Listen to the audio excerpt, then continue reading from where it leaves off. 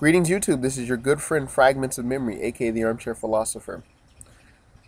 A buddy of mine and me, we were sitting at Starbucks, and as we were having a conversation. He laid on me, "Nobody wants to die alone," and then I just had to sit back and just kind of think about that. No one wants to die alone, and my mind then went to an older person living in his apartment or his house by himself. And he has no companionship, no one to wonder where he's going and when he's coming back home. It's just him. And of course, there is that basic human need to be wanted, to be appreciated, to be loved, to be embraced by a social peer group. That is that's often very common. I've also noticed that people have a tendency to give off this facade of, "I don't need anybody, I'm independent, I don't need anybody, I'm fine by myself." And in some respects, that's true. However, being human, we still need social interaction. This is a given. I think the Creator put that in us to want to find someone to deal with. And I'm not talking friends. I mean, friends and acquaintances are there, and that's important. But sometimes you want that attention from the opposite sex. You want that attention from someone that thinks about you, that dreams about you, that fantasizes about you, that they quiver when they think about you or the memory of you. And we all want that. We want to be desired, loved, lusted after, all of that, male and female. And I think that's universal across the board. And sometimes when your phone rings and you see the caller ID, you don't want to see your homeboy's number. Sometimes you want to see that special lady in your life's number. Not your homeboy all the time. You know, your boys are great. Sometimes you want that companionship, and I think nobody wants to be alone. But on the flip side, it's funny because as we make our march to the grave, because every day we're dying, I find that many of us don't want to take the risk of dealing with another person. We don't want to take the risk of being hurt or being rejected or being thrown to the side. Or let's say I get accepted, but then I'm found out, or whatever qualities I have are found out, and it's not liked, then I'm dumped. So that's something that I think about. Or on the flip side, we'll settle.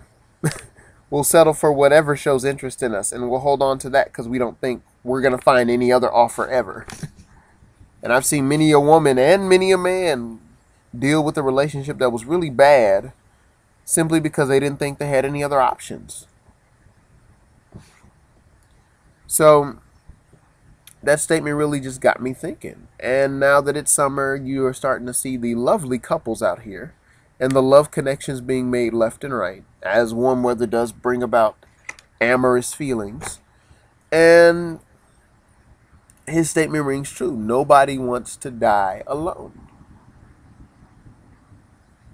Even if it's some frumpy chick that thinks you're cute, or some awkward dude that thinks you're nice looking, you'll hook up with them simply because you're like, "I ain't got nothing else to do."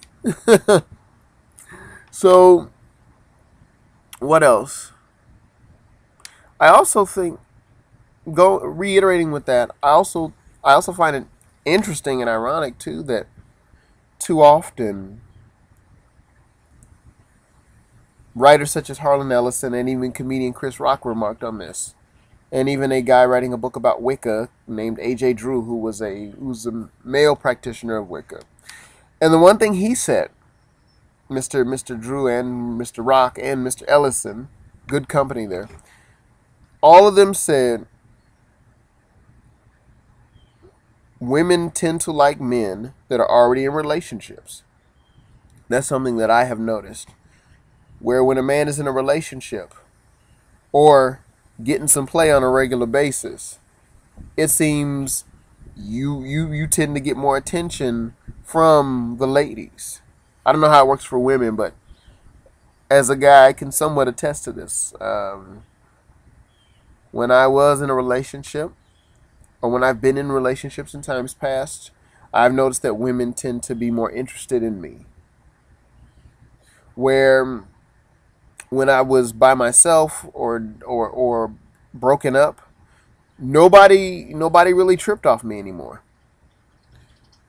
Or you or like when you're looking for a job and you need that job and you need to pay the bills and you're hungry because all you can eat is ramen and you want to eat something else and you just can't seem to get a job. But when you've already got a job, it's probably a lot easier to get a new one. So it's all about that desperation. No one likes desperation, even though we all have that need to be wanted and loved.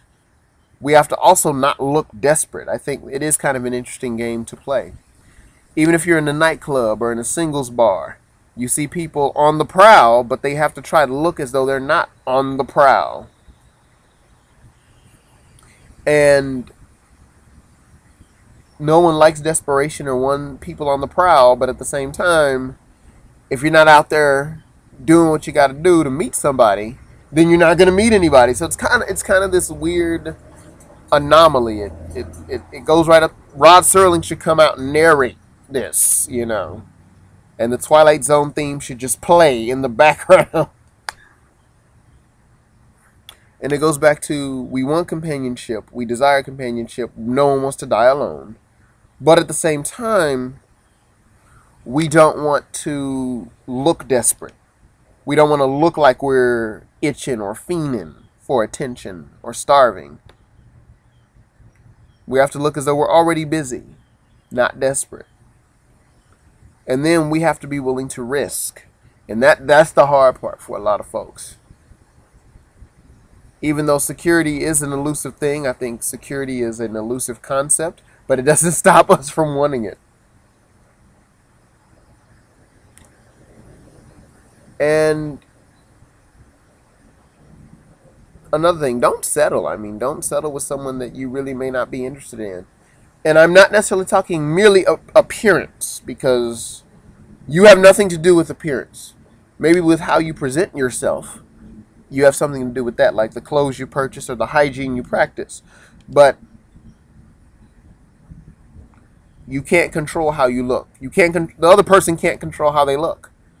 It's a result of genetics and nature. That's what got them how they look. Like, ooh, that girl look good. You look good, girl. Well, why does that mean anything?